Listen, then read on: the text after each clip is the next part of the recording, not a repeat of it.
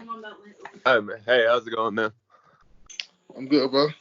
How you feeling after that win over JDS? Uh, Feeling good.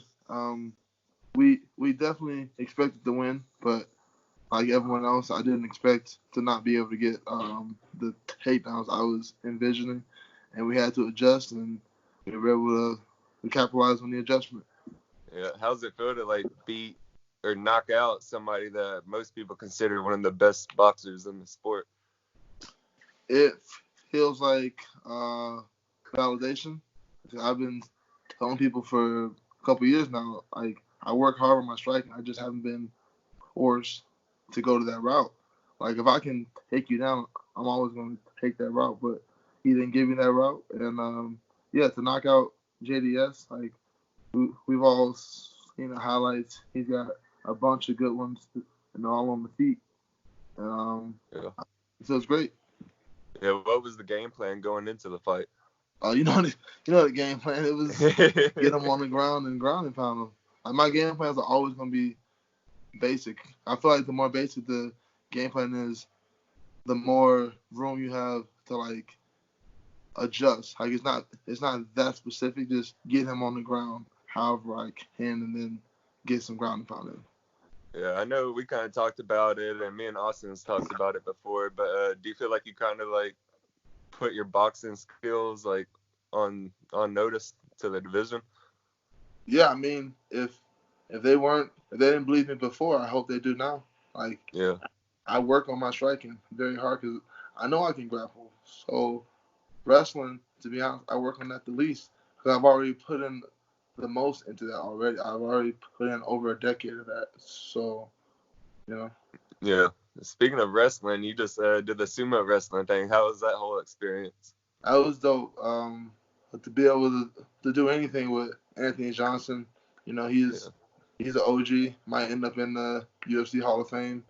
He's another guy with a bunch of highlight reel wins, yeah, and he's a really really cool guy. We've talked off and on for the last like a couple months now, and it was just really cool to hang out with him and get to enjoy some of that Miami weather. Get out of Colorado for a little bit. yeah. How is Johnson looking? Is he looking like he's about to be a heavyweight or light Nah, he's heavyweight? looking lean. He's looking like he's going back to that light heavyweight route, which, to be honest, I'm down with that. Like, Yeah, yeah. After I don't need Jones's last another guy. performance, it could be Johnson's time. He, I mean, we know how the UFC works. If he jumps in, if he puts his name in the hat, Yeah, like he would love that. He would drool over that, and I don't blame him. yeah, I mean, AJ's got a shot. He legit has a puncher's shot. Like if he yeah, connects, holy shit. yeah. So you and Derek Lewis seem to have like a little back and forth thing going on. Bro, What's up with that? he won't fight me. I've called him out now. I called him out 2 years ago prior to me fighting Ngannou. They were doing a card here in uh, Denver. I wanted him for that one. He didn't respond. And then I called him out after his New York fight against Blue Boy Evenoff. He responded to that one. I thought we were going to fight. I ended up getting Junior. Okay, so I'm not gonna blame him for that one. He actually responded. Then I called him out again after the Houston fight. He's not responding. So I don't know. I don't want to be disrespectful, but like I want to fight him. But I think I know I match up very well against him and the paycheck. Do you feel like it's just like something he's not interested in, or do you feel like it's more like he knows you're No. gonna use the wrestling? Oh yeah, he knows the threat of the takedown is there, and who knows? Maybe I don't get the takedown. Maybe I'm able to catch him the way I caught Junior. Yeah, It's yeah, an it's true. Nothing's impossible in MMA, really. So, And now I'm working on um, kicks now also. That's the next evolution. That's what I'm gonna unveil this next fight. yeah. Speaking of Francis, he has a fight against Rosenstrike. How do you see that coming on? I mean, I know Ngannou, he should be the favorite. He's earned that. But Jorginho has a shot. Yeah, Ngannou's very, it's gonna he be a doesn't crazy really fight. disguise that overhand very well. He just hucks it out there because he just believes in it. So Jorginho, if he's watching tape, if he and his team are doing a proper game plan, I would hope that he would be ready to counter that overhand, ready to move and come over the top with his own overhand. A lot of guys, they don't move their head, they just stand right there. And when it comes, that's how I got caught. I tried to do a pull step, which is a type of a movement, but not the correct movement. You got to put your head into his armpit, into his hip. That's what you got to do. I know it's easier said than done, but that's what I would, if I were in his camp, that's what I would tell Jorginho. Be ready to counter and put your head in his armpit. Yeah, he a lot of people don't know, but he has like he's pretty good kickboxer as well. Like, Yeah, I'm pretty sure he has a pass to Maz. This is a good. The matchup is favorable. He can win this. Is it likely? I don't know, but he has an avenue to victory as a way. Yeah. How do you see Stipe fighting in 2020? I hope so. Hopefully May. That'd be not May or June at the Jesus. Yeah. Get something going. If for some reason like he couldn't continue, or like if he couldn't fight for like another year or so, would you push for like a vacated belt? Yes, hell yeah. Yeah, it's been without a doubt. Been way too much. Honestly, I'm giving if he hasn't signed a contract by June, I'm gonna start pushing for an interim belt. It doesn't have to be me. It could be DC versus Ngannou if Ngannou wins. I just want something happening. Like movement needs to happen. Yeah. Would DC think that DC would fight again if it's not Stipe? If it's a belt, I mean a belt's a belt. You know. Yeah. Yeah, that's true. If Francis wins, do you see him getting the title shot, or do you feel like the UFC knows you should be next? Well, no, there's a line right now. It's DC at the top, and if Ngannou wins, he'll be ahead of me. That's just the way it is. Yeah. And I'll be 3. That's why I'm hoping Jorginho wins. Yeah, that's true. That'll be a good one. Or DC retires. Like, if they do an interim title and he says, no, I don't want that, okay, bro, you got to get out the way. We running back with me and Ngannou for interim belt. Yeah. If Rosenstrike wins, which fight would you like more, the Rosenstrike or Derek Lewis? Oh, Rosenstrike. If he gets me, I beat him after he beats Ngannou, that's a title shot. Yeah. Derek Lewis is just a paycheck. He's not a real contender. Yeah, how did you feel about the decision with Latifi? I think it could have gone either way. He didn't earn the victories. So had he lost, he wouldn't have anything to argue about. He didn't really, even though Ear didn't do much on the bottom, he didn't do a whole lot to get up. He was waiting on the referee to stand him up. You can't look to the referee. Like, you gotta get up. You're a professional. You need to be well versed in all aspects of MMA, which he is clearly not. He doesn't know how to defend the takedown. He doesn't know how to get up once he's down there. He definitely doesn't have any submissions off his back. We know that. So I don't think he puts a lot of energy into being a well-rounded fighter. That's one of the reasons I think he's one of the easier guys in the top 10. He's only got one path to victory. He doesn't have great conditioning, and he doesn't fight very smart. Like, some of the decisions he makes, like with those kicks and the flying knees, is just a waste. Yeah, that was kind of like shocking to me that he threw maybe not like one or two of them, but he threw like 5. Yeah, that was a lot of flying knees. So that shit was wild. But did you get to watch the New Mexico card? Yeah. What do you think about the illegal knees? Do you feel like that's kind of more on the fighter or the coaching? I think they should remove the responsibility of whether an injured fighter from an illegal strike. They should remove that decision from his hands, because as a fighter, hell yeah, I'm gonna say yeah, but it's probably not in my best interest. Like the brain damage you take from a flush knee like that, like both of those knees were nasty. So, and I don't blame Diego for. I mean, he he should not have been put in that position. They shouldn't have put him on the spotlight like that. Because how they handled the first knee is how they should have handled the second knee. That's one of the issues with UFC officiating. There's no consistency in a lot of the rules. Yeah, I feel like Diego definitely made the smart choice of taking the big win right there, because he was down on the cards, I feel like, too. So. Oh, yeah, he was losing. That's for sure. Yeah. No, honestly, I blame Michael Fajeda. He shouldn't have been playing around with him. He should have just put him out. You win. There's no need. There's no opportunity for that legal knee. You put him away in the first round like you were supposed to. Yeah. Well, speaking of Diego, how do you feel about like him and his coach right now, Joshua Fabia, whatever? I mean, as a fighter, I know you're supposed to surround yourself with people who want the best for you and have your best interests at heart. So maybe his coach he checks those marks off, but as an actual tactician, I don't know what the hell he's talking about. Be sticky and find the shadow. I don't know. I feel like he keep him on as like a life coach or something like that. But then if you just find like around you, some coaching, you know. I feel that, but like actual game planning, I don't think he knows what the hell he's doing. Yeah, I don't know, man. It's just a weird situation, really. Like, I feel like it just hasn't like happened because like I don't know. I haven't heard his name before, like as a coach or anything like that until Diego. No. Diego went way outside the box with this one. Yeah. And he's usually out of the box. But even for him, this was some crazy shit. Out of the box.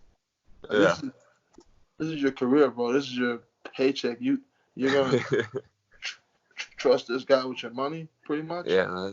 He has to pay him now. You still have to pay that guy for what? I don't know. I mean, I guess technically he got the dub, but it's not really how you want the dub. Well, Austin's fight's coming up soon. How's his training and how's his camp going from what you've seen?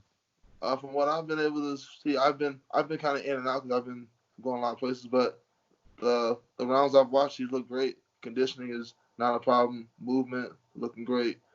Defensive wrestling. He's been doing a lot of extra practices with Gaethje and his coach because, like we've already talked about before, Gaethje's a really good elite level wrestler, and he's been doing drills with him and Whitman also. So he'll be ready. From what you can say, speaking of Gaethje, what have you heard about any kind of fight for him next? I mean, I know he wants the McGregor fight, but McGregor doesn't want. That's everybody wants that one. That has to happen.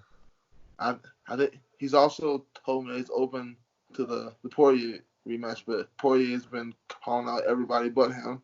Poirier called out Ally, and then Hooker wants Gaethje, but that's not happening. I feel like it's got to be like somebody Conor McGregor title or something. I can see though.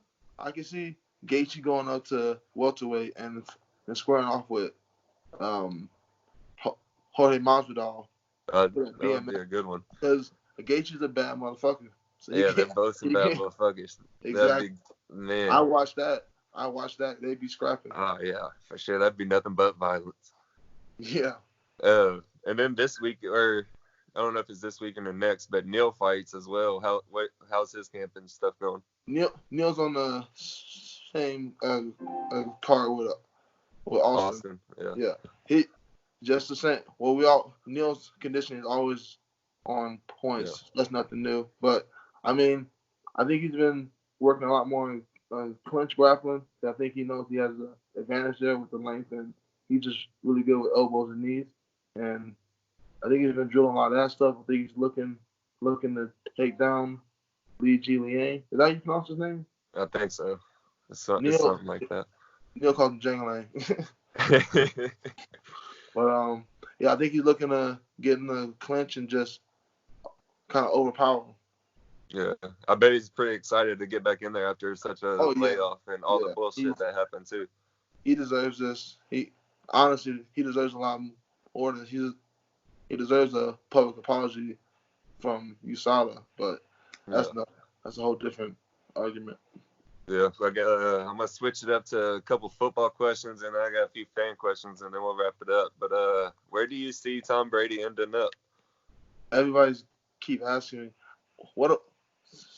This is two different things because I want him to go to LA, the Chargers. I think if they can bring back Hunter Henry, that tight end, and they can Yeah, draft the O lineman, they already have the receivers.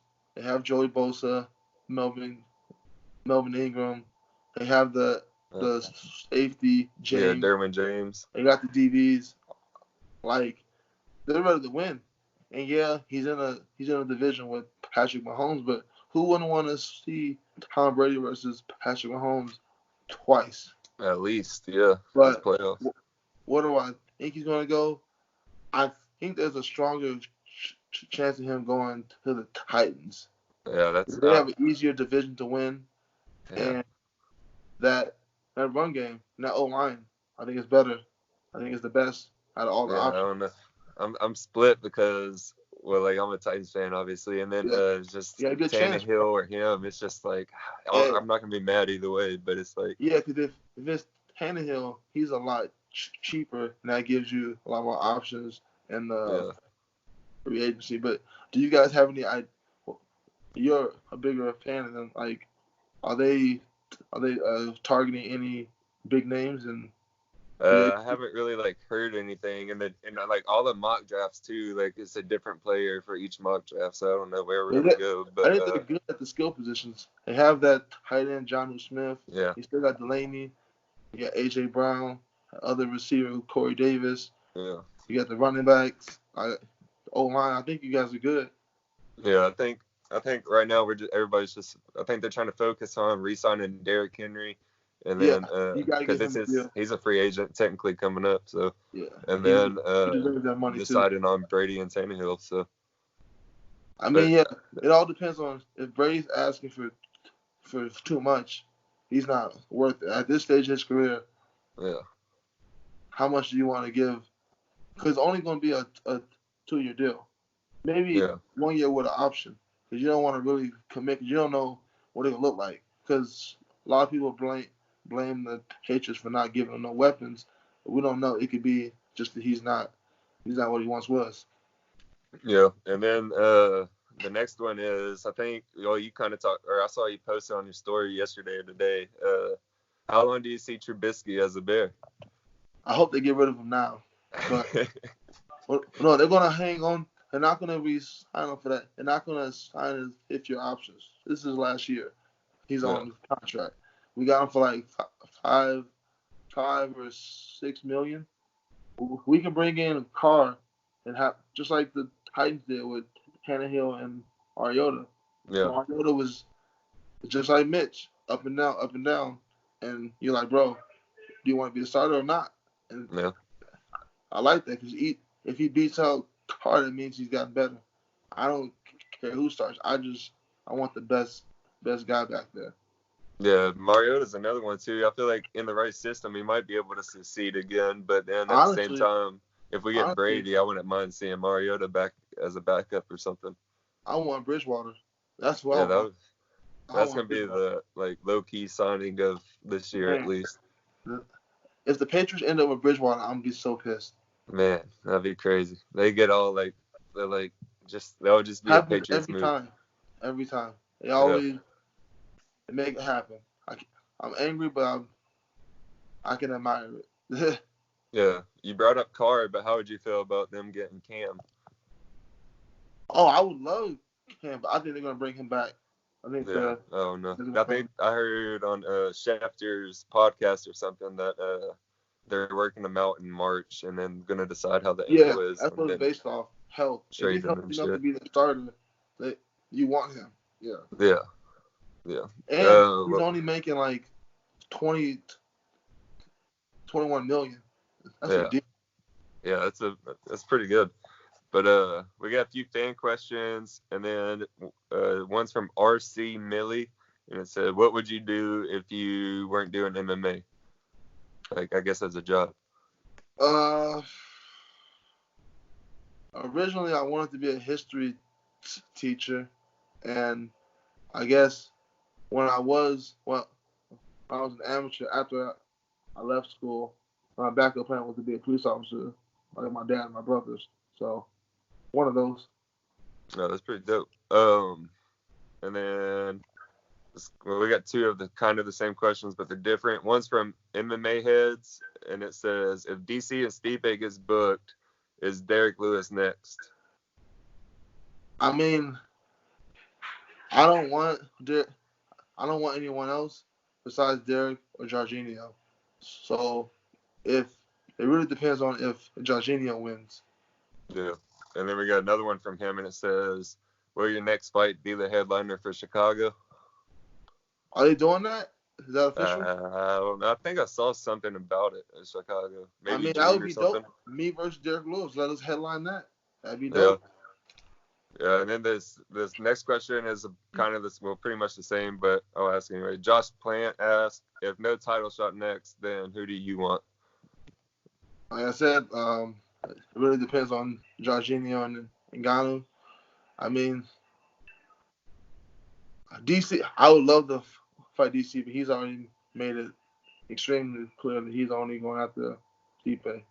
Yeah, I wish like prime DC versus you. That'd be like crazy. That would be a nice feather in my cap. Especially wrestling too. Like if it was just like a straight up. Well, obviously you strike some too, but like just like the grappling and stuff. I would use my wrestling. Like a lot of good wrestlers, when they go against another good wrestler, they kind of just in their head like remove wrestling. I'd still wrestle. That's my best gift. I'm going to use it. Yeah, prime example, Usman and Covington when they fought, no takedowns. No wrestling. That was insane. No wrestling. Even when Kobe broke his jaw, you would think, oh shit, my jaw's broken. I don't want to strike anymore. Let me wrestle. Yeah. Nope. More striking.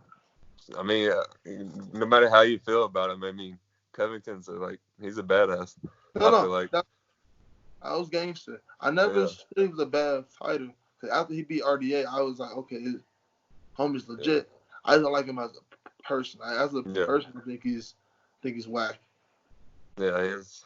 Do you feel like it's just an act, or do you feel like that's him? Oh no, it's an act. He basically admitted to that during fight week of his last fight. He was like, yeah, I was gonna get released by the UFC. I didn't know what to do, so I knew I had to shake things up. I just created a persona. I'm really not a guy. I'm like, I don't care. You could have made a different persona. You didn't have to. Yeah, you could have done something. But and then the real Musar, I don't know, something. But said, would you rather fight Prime Fedor or Prime Kane? Prime Kane. I think I could beat Prime Fedor for sure. I'm a lot more confident in that one, but I think you get a lot more props for beating Prime Kane. Who do you feel like is the greatest of all heavyweight of all time in MMA?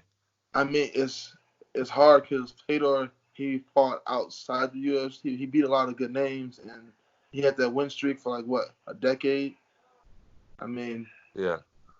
And he was well-rounded. It wasn't just on the feet. He could grapple also. But then Kane did it on the biggest stage, and he was annihilating fools. It's really like a 1A, 1B type of thing. You can't go wrong with either one. Yeah, I had an interview with Josh Thompson. He told me that the UFC and Bellator almost had a deal to send Kane to Bellator, and Bellator is going to send two over here, or over to UFC. That would have been wild. I think Kane would have owned that. He would have destroyed those guys. He would have fucked some people up. It would have been ugly. Speaking of Bellator real quick, then I'll let you go. But how do you feel Bader would do in the UFC heavyweight division right now? Right now? Yeah. I think he could beat a guy like Derek Lewis, a guy like Blagoy Ivanov. He could beat the good but not upper echelon. He couldn't beat top five. He's not beating Ngannou. He's not beating DC. He's not beating Stipe. He's not beating me. I don't think he's beating Junior because Junior takedown defense is amazing. I don't think he has the hands to Yeah. hurt Junior. Yeah, that I don't know. I wish something could happen with cross promotion or something. I'd be down for that. Like you could do like Yeah. a big card. One of their guys, one of our guys, just yeah. Yeah, that's what Bellator and Ryzen did. And Josh Thompson, he's who actually brought up the idea, but he was like, it don't even have to be like a championship versus No. championship. I Like, would do it. I would do it right. Yeah, it'd be wild. But then like, there's just no doubt who's the best, because you could say Lima's the best welterweight right now in the world. Other half saying Usman. I don't think there's a doubt. I think the UFC's product is overall we're the best. We're the best product. Yeah. Do you watch much of Douglas Lima? I watched his one against MVP. Everyone watched that one. Yeah.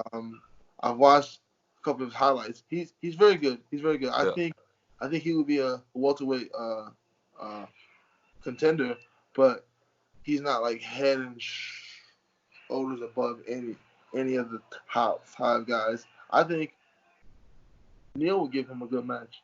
He could lose. He could win. He could lose that fight. That's how deep the UFC's roster is.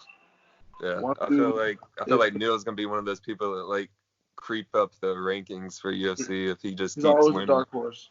He don't get the publicity because he's not like everybody else. He's very polite. He's a lot more like me. That's why I like Neil, because he's not like me. He's very team oriented, very gracious, and just polite. That's how I think all fighters should be, but that's not how it is.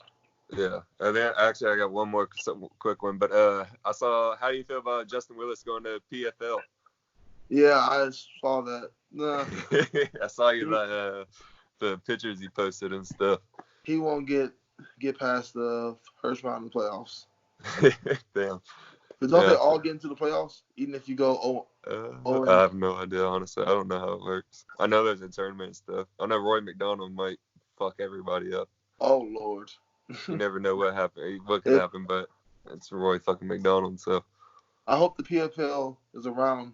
I hope it stays around. So maybe in like 8-9 years, I jump over there, make an easy meal. Yeah, I mean, shit. Why not? Maybe the pot's even bigger by then. Yeah, maybe. I mean, I don't see it like going down in popularity. I like it. I enjoy watching it, and it's on ESPN. It's easier to watch. It's easier to watch PFL than it is to watch Bellator fights. Yeah, it definitely. You gotta download DAZN or whatever and all that shit. I'm not doing it. Yeah, it's just no. There's other ways to watch those. But anyways, I appreciate you coming on, taking the time out of your day, and just talking to me and shit. But we'll have to see what happens if you get any fight news or something. Hop on. Yeah, word. All right, man. Have a good night. You too, bro. Good night.